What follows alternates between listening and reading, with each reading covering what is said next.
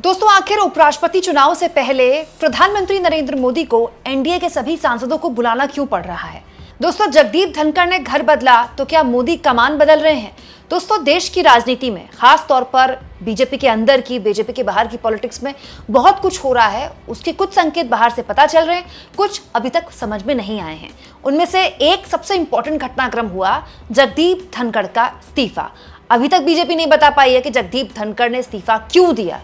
हालांकि जगदीप धनखड़ अब अचानक से अपना घर बदलकर एक ऐसी जगह चले गए हैं जिसको लेकर तमाम तरह की अटकलबाजी लगाई जा रही है। इस बीच अचानक से खबर आई है दोस्तों कि 8 सितंबर को, यानी कि 9 सितंबर जब उपराष्ट्रपति के चुनाव के लिए वोटिंग होनी है, उससे पहले 8 सितंबर को प्रधानमंत्री नरेंद्र मोदी ने एनडीए के सभी सांसदों को बाकायदा एक डिनर के लिए बुलाया है।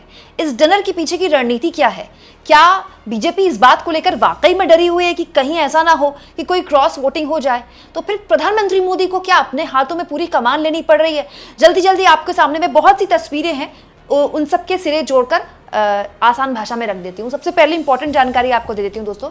प्रधानमंत्री नरेंद्र मोदी ने एनडीए के सभी सांसदों को बैठक के लिए बुलाया है। आप बैठक नहीं, इसको डिनर कह सकते हैं। पीएम डिनर होस्ट करने वाले हैं और एनडीए के जितने भी सांसद हैं सबको यहाँ पर बुलाया गया है।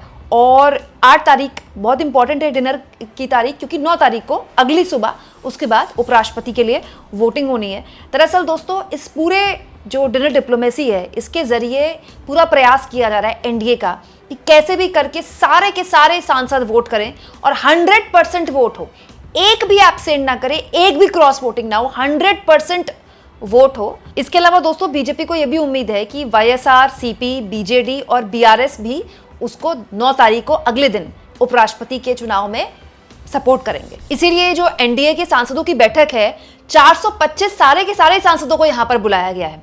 अच्छा, दिलचस्प यहां पर यह है दोस्तों कि प्रधानमंत्री ने यह डिनर पार्टी होस्ट की है। यह इसीलिए भी महत्वपूर्ण हो जाता है कि ऐसी कोई मीटिंग एनडीए की पार्लियामेंट्री बोर्ड बुलाकर की जा सकती थी, लेकिन पीएम का डिनर पार्टी होस्ट करना, वो भी तब जब तमाम तरह की अटकलबाजें लग रही हैं कि कोई क्रॉस वोटिंग हो जाएगी, नायडू को ये रीच आउट कर रहा है, वो रीच आउट कर रहा है। ऐसे माहौल में न केवल ये डिनर पार्टी बुलाई गई है, एक डिनर होस्ट किया गया है, बल्कि जिम्मेदारियां भी बांटी गई हैं। एक और बात मैं आपको बता देती हूँ दोस्तों कि 425 सांसदों को तो बाकायदा यहाँ पर बुलाया ही गया है, बल्कि हर एक मंत्री को ये जिम्मेदारी दी गई है कि अलग अलग राज्यों के जितने भी एनडीए के सांसद हैं, ये वो सुनिश्चित करें, वो मंत्री की जिम्मेदारी है कि उस राज्य के तमाम एनडीए के सांसद आए और वोट करें। ये एनडीए के सांसदों के लिए बाकायदा मंत्रियों को जिम्मेदारी सौंपी गई है। और तो और दोस्तों, पीयूष गोयल को जिम्मेदारी दी गई है यूपी के सभी सांसदों को वोट करवाने की। दोस्तों, इसके अलावा बीजेपी के एमपी संजय जायसवाल, उनको भी जिम्मेदारी दी गई है। चिराग पासवान को भी जिम्मेदारी दी गई है। यानी आप कह सकते हैं कि मोदी जी ने अपने सारे मंत्रियों को काम में लगा दिया है। तो बड़ा सवाल यह है कि प्रधानमंत्री मोदी को ऐसा क्यों करना पड़ रहा है? दोस्तों, बात तो ऐसी है कि जब उपराष्ट्रपति के चुनाव की बात हुई तब तो ऐसी बात हुई कि कोई दिक्कत परेशानी की बात ही नहीं है, कोई क्रॉस वोटिंग का डर ही नहीं है, क्योंकि एनडीए के पास बहुमत है। और बात भी ठीक है दोस्तों, एनडीए के पास आराम से इतनी सीटें हैं कि वो बड़ी इजीली अपना कैंडिडेट जितवा सकते हैं। तो फिर इस डिनर डिप्लोमेसी का क्या पॉइंट है? कि डिनर क्यों बुलाया जा रहा है और 425 सांसदों को बुलाकर इसके अलावा यह क्यों सुनिश्चित किया जा रहा है कि फलाना मंत्री इस राज्य के सारे सांसदों से वोट करवाए, ये वाला मंत्री इस राज्य के सारे सांसदों से वोट करवाए? ये तो अपने आप में बड़ा दिलचस्प बात है। हाँ, ये बात सही है दोस्तों, बीजेपी किसी भी चुनाव को हल्के में नहीं लेती, ये बीजेपी का काम करने का तरीका है। लेकिन जिन हालातों में ये खबर आई है, ये बड़ा महत्वपूर्ण है। क्यों? क्योंकि इधर जगदीप धनखड़ के लिए भी तमाम तरह की खबरें आनी शुरू हो गई हैं। 2 दिन पहले खबर आई दोस्तों कि पूर्व उपराष्ट्रपति जगदीप धनखड़ ने अपना आखिरकार सरकारी आवास छोड़ दिया है और वो छतरपुर के एक फार्म में शिफ्ट हो गए हैं। दोस्तों, साउथ दिल्ली में छतरपुर में बड़े बड़े फार्म हैं, बड़े बड़े उद्योगपतियों और बड़े बड़े नेताओं के, मतलब ऐसे ऐसे फार्म हाउसेज आपको वहाँ मिलेंगे कि आपकी आंखें देखकर चौंधिया जाएंगी। और उनकी दीवारें भी इतनी बड़ी हैं कि वहाँ कोई झांक भी नहीं सकता। एक पूरा इलाका है छतरपुर का जिसमें केवल फार्म हाउसेज ही फार्म हाउसेज हैं। इनमें से एक दोस्तों INLD, Indian National Lokdal, Haryana की पार्टी है, अभय सिंह चौटाला। दोस्तों, अभय चौटाला का एक फार्म हाउस है इनमें से एक।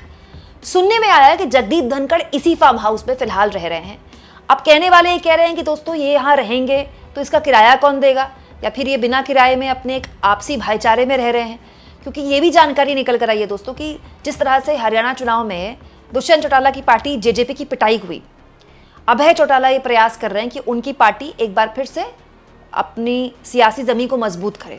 हरियाणा में INLD का एक हमेशा से वोट बैंक रहा है और वोट बैंक है जाट वोट बैंक।